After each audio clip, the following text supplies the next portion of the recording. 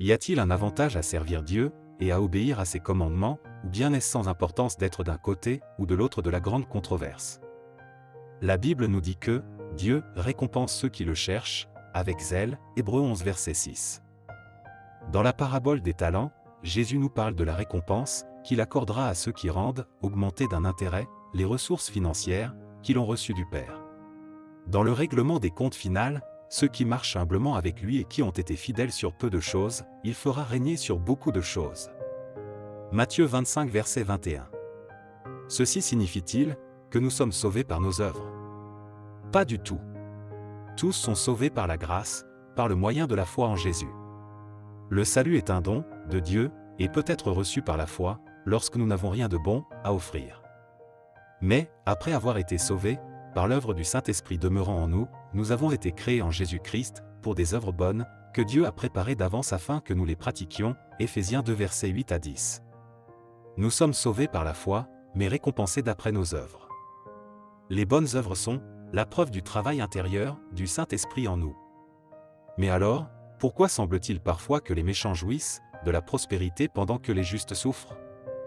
La Bible nous rappelle que tous ne seront pas récompensés en cette vie. Juste avant le second avènement de Jésus, certains seront injuriés et persécutés pour sa cause, mais grande sera leur récompense dans le ciel. Matthieu 5 versets 11 et 12.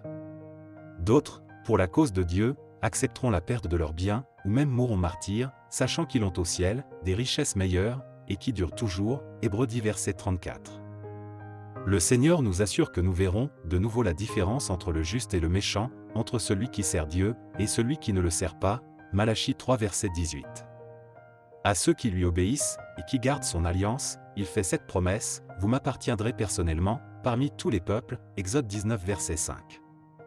Parlant de la récompense finale, Jésus nous dit: je reviendrai, et je vous prendrai avec moi, afin que, là où je suis, vous y soyez aussi. Jean 14 verset 3. En ce jour, il essuiera toute larme de leurs yeux, la mort ne sera plus, et il n'y aura plus ni deuil, ni cri, ni douleur, car ce qui existait avant a disparu. Apocalypse 21 verset 4.